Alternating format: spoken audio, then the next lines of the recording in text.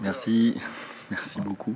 J'attends l'autre professeur qui est mon colistier là, pour cette controverse, qui n'est pas là, mais on va vous parler de la place du traitement conservateur de l'arthrose varisante de la cheville. Donc c'est un sujet qui a toute sa place. Vous savez que l'arthrose de cheville, c'est environ 1% des arthroses. 70% sont post-traumatiques, avec une morbidité qui est équivalente à la coxarthrose ou à la gonarthrose.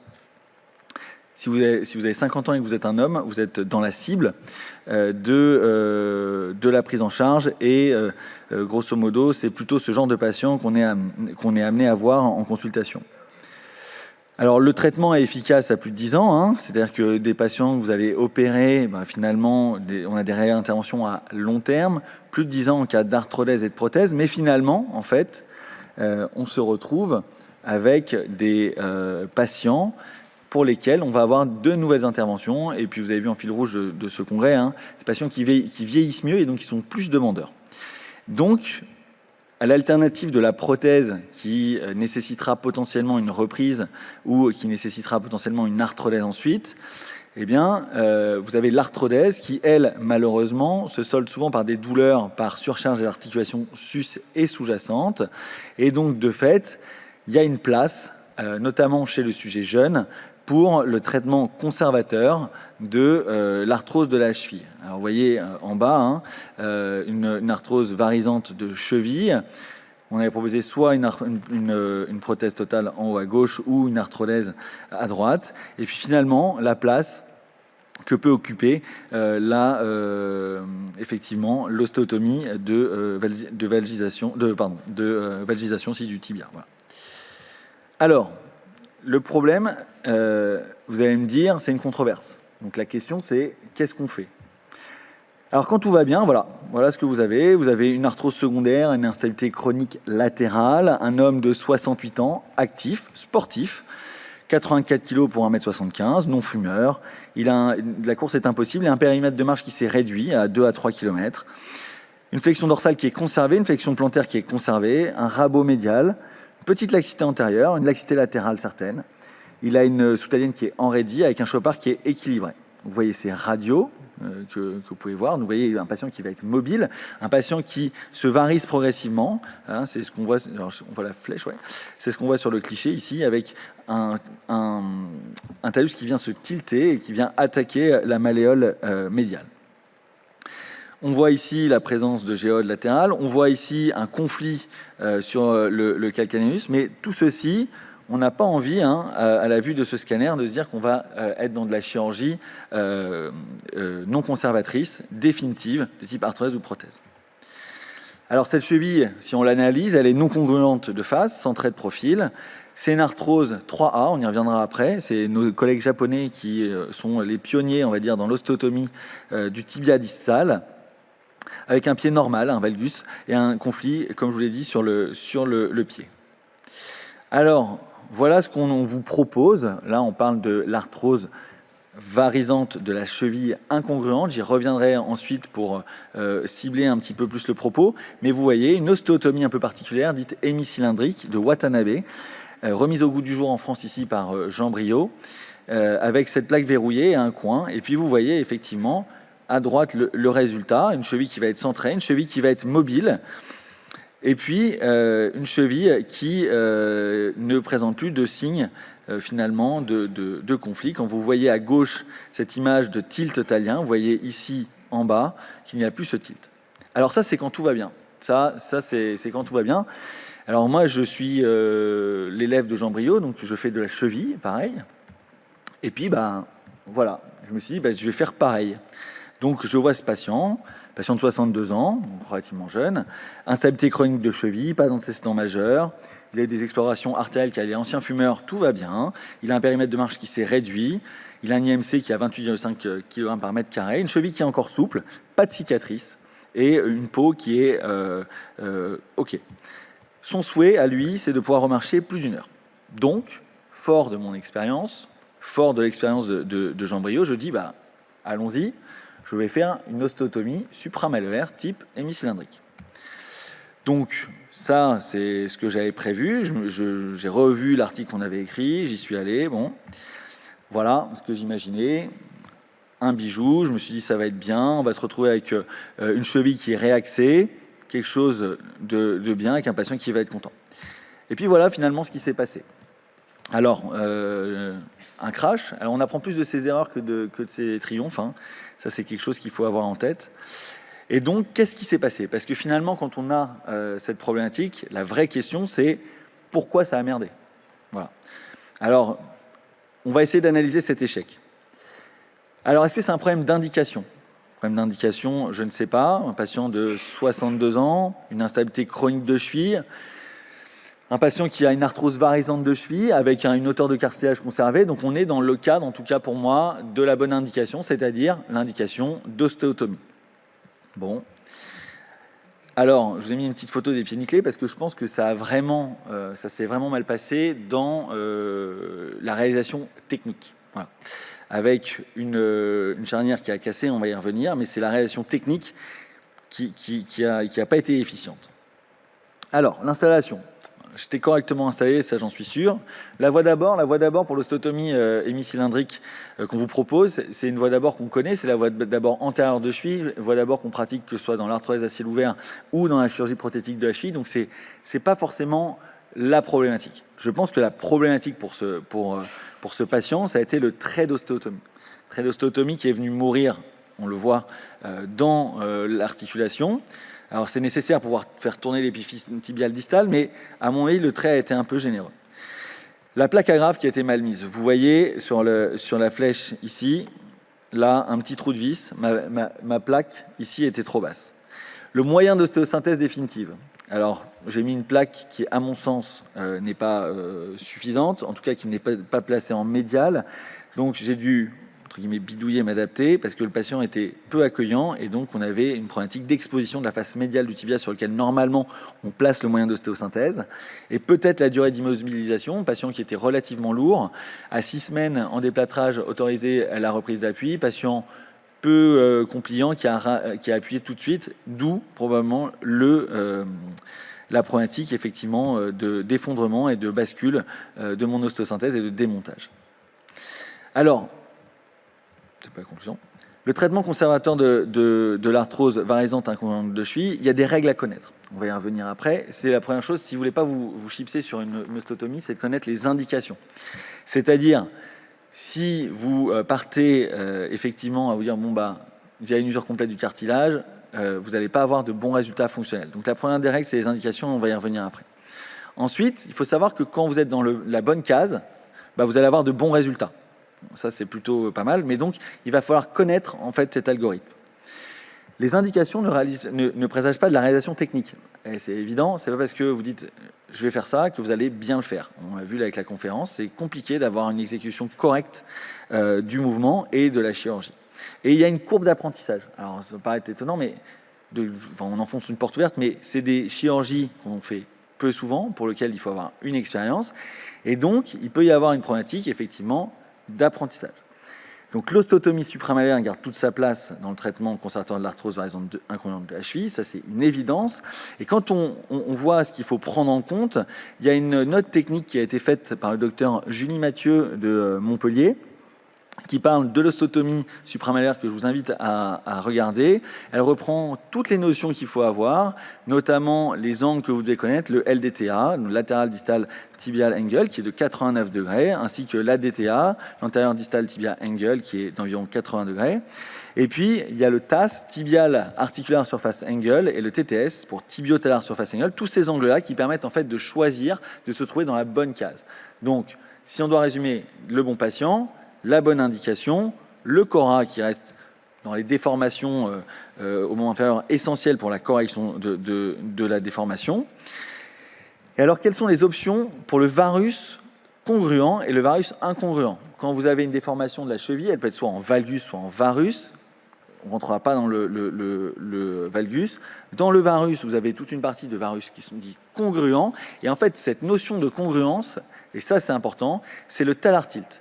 C'est-à-dire, est-ce que votre talus est basculé? S'il est basculé de moins de 4 degrés, on va être dans l'arthrose varisante congruente. S'il est basculé de plus de 4 degrés, alors vous êtes dans l'arthrose non congruente. Et vous avez toute une littérature qui est très riche. Si vous tapez supramalléolaire ostéotomie, vous allez avoir des papiers qui vous montrent que effectivement ça fonctionne bien. Ensuite, le deuxième paramètre à regarder, c'est le LDTA, qui vous donne effectivement est-ce que vous allez faire une ouverture médiale ou une fermeture latérale, ou si vous avez une très grande déformation, alors plutôt des ostéotomies en dôme. Voilà. Alors, pourquoi on parle de l'arthrose varisante incongruente de cheville? C'est nos collègues japonais qui ont décrit ça. La première publication, vous voyez, qui est en japonais, de Takakura, qui a développé cette ostéotomie hémicylindrique avec Tanaka, qui est son agrégé, qui a décrit la classification dont on vous parle sur effectivement l'arthrose médialisée, vraiment de varisante de la cheville avec cette atteinte de la malléole médiale. Et vous voyez une atteinte 3 ou 3B qui est le cut-off en fait pour décider si vous avez le droit de faire une chirurgie conservatrice ou non conservatrice. Donc ça, c'était très bien étudié dans la littérature.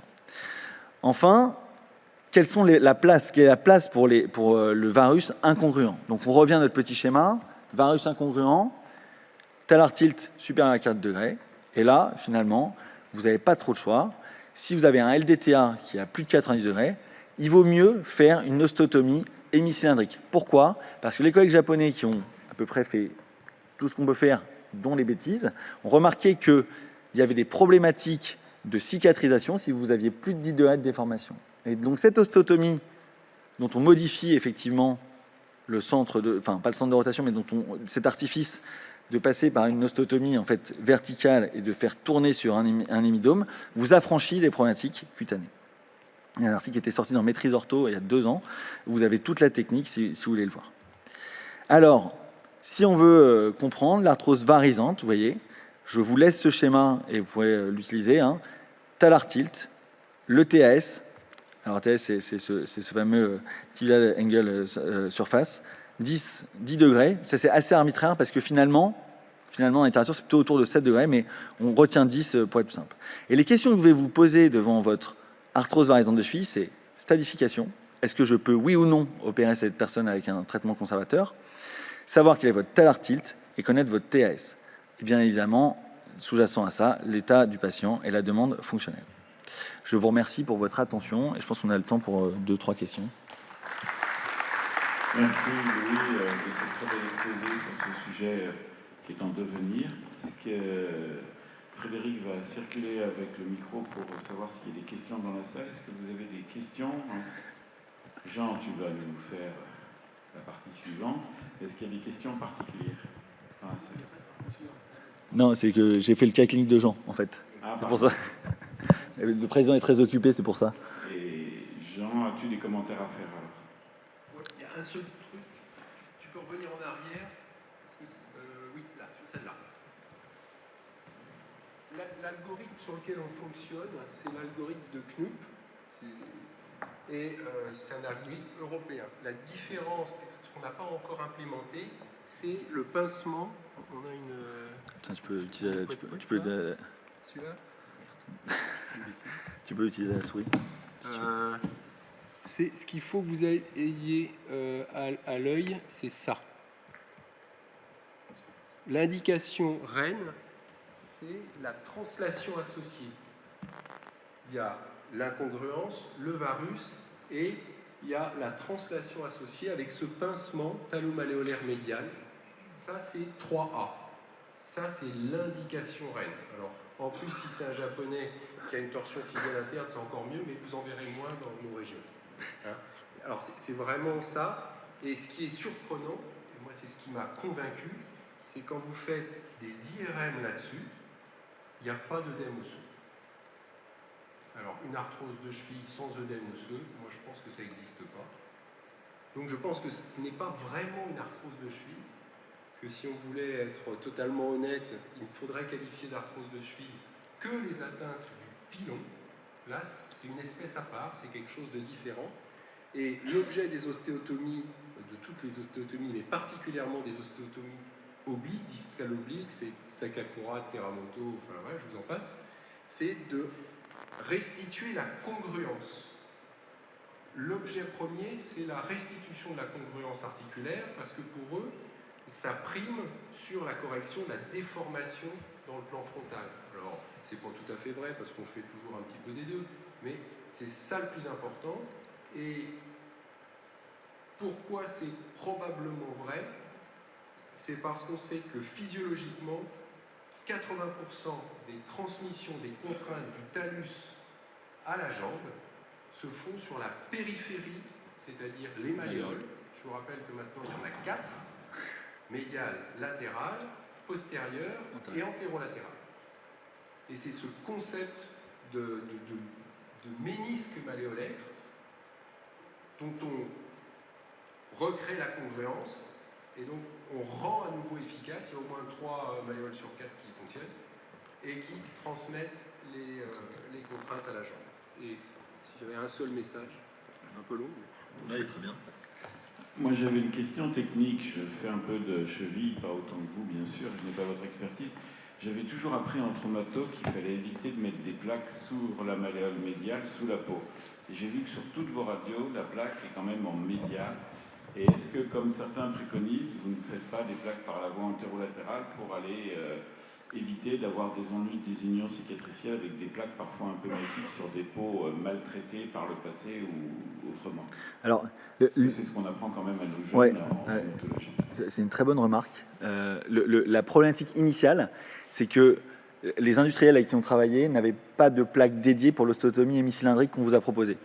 Et donc, il fallait qu'on aille mettre une plaque en fait, d'ostéotomie médiale à bord direct. Et en fait, on était coincé, donc on décolle. Effectivement, on a des nouveaux dispositifs qui vont sortir, qui, eux, se mettront en antérieur et donc directement dans la cicatrice. Donc c'est vrai qu'on est quand même sur une niche, on en parle là comme si on en voyait tous les jours. L'arthrose varisante de cheville incongruente pour laquelle on fait une ostéotomie de Watanabe, alors Jean a un recrutement particulièrement important, c'est pas non plus un truc qu'on va croiser tous les jours. Donc c'est vrai que les partenaires industriels, on a bidouillé un peu au début, hein, et donc ce que tu dis est totalement vrai sur le positionnement de la plaque. Maintenant, elle est sortie, je crois. Hein, donc on a une plaque dédiée qui se met par la voie antérieure. Et le choix de l'abord antérieur, c'est effectivement d'être dans une situation confortable pour les chirurgiens de la cheville qui vont connaître cette voie d'abord, un peu à l'instar d'une voie d'abord antérieure de genou, d'être dans des conditions confortables avec quelque chose qu'on connaît et pour lequel on n'est pas en train de réinventer à chaque fois la chirurgie. Alors juste un petit rappel. La plaque médiale, c'est Heim et Rudy Algover qui l'inventent sur les échecs du traitement des pilons. Ils font des pilons, ils font des traumatismes à basse intensité. Ils n'avaient pas eu tous les problèmes cutanés qu'il y a eu par la suite quand il y a eu on a essayé de transposer ça sur la haute intensité. Et qu'est-ce qu'ils ont eu quand vous relisez, c'est traduit en anglais, hein, il n'y a pas qu'en allemand, le pilon, c'est tibial pylon, fracture, Heim, vous l'avez, hein, c'est que en fait, ils ont des varisations secondaires. Donc, il y a le concept, alors ils avaient fait une espèce de plaque en trèfle, parce que la grosse plaque de 4,5, elle allait jusqu'en bas, et dans ce cas-là, il y avait un conflit cutané. Les plaques de 3,5, ça n'allait pas, donc ils ont inventé une plaque qui était 4,5 en haut et 3,5 cloverleaf, enfin en trèfle, malléolaire, en distal, pour résoudre un problème qu'ils avaient. Donc ça sous-tend les concepts majeurs, qui est le concept des 3 colonnes à la cheville, médiale, centrale et latérale. La latérale, c'est la fibula. La centrale, c'est l'antérolatérale, c'est la pire, c'est celle qui s'enfonce. Et la médiale, c'est celle sur laquelle on marche. Plus de 60% des contraintes passent en médiale. Donc, j'allais dire, le dogme, c'est de dire il n'y a pas d'ostéotomie de la corticale médiale, de la colonne médiale, qui ne nécessite pas une plaque. Ça, si vous tombez là-dedans, posez-vous des questions, il y a peut-être un sujet. Maintenant, il y a des cas particuliers où les lésions cutanées médiales ne permettent même pas le décollement, parce que les plaques médiales, elles ne se mettent pas par une voie d'abord médiale, elles se mettent par des voies d'abord qui sont antéromédiales, et puis après on fait du percutané. Hein. C'est une plaque buttress de contrefort. Et donc il y a des cas particuliers où les lésions médiales ne le permettent pas. Et alors dans ce cas-là, il faut jouer. Et dans ce cas-là, on fait des soustractions latérales. Alors c'est un petit peu touchy. Et on renforce la colonne médiale par une vis ascendante. Mais le dogme, c'est il n'y a pas d'ostéotomie de la colonne médiale qui ne justifie pas l'implantation d'une plaque médiale. Voilà, gardez ça à l'esprit.